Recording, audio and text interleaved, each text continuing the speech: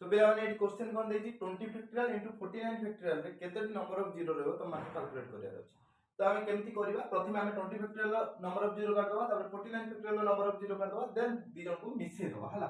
तो 20 फैक्टोरियल केते number of zero होबरे तो इंडिविजुअली में काले 20/5 दैट मींस केते जो 4 तो 4 को जदी 5 द्वारा डिवाइड करबा केते जो 0 ठीक अछि। तो एटा टोटल नंबर ऑफ जीरो हे गेला 4। सिमिलरली 49 रे केतना होबो तो देखियो 49 डिवाइडेड बाय 5 दैट इज 9 तो 9 को जदी अगेन 5 द्वारा हम डिवाइड करबा तो सेटा हे जो केते सॉरी 1 रिमाइंडर हे जो 4 तो 4 को तुम छाड़ दबो तो टोटल नंबर ऑफ जीरोस केते हे राइट 10। तो एई दिजनो मिसे दबो यार हे गेला 4टा जीरो यार हे गेला 10टा जीरो तो दिजनो मिसे देबे केतेटा जीरो हे गेला टोटल हे गेला 14टा zero that means 20 factorial into 49 factorial रे 14टी जीरो रहबो। तो मान जदी एटा बुझ पाइलो ताले 43 फैक्टोरियल इनटू 34 फैक्टोरियल रे केतेटी नंबर ऑफ जीरो रहबो तो मान कमेंट करके जणाओ।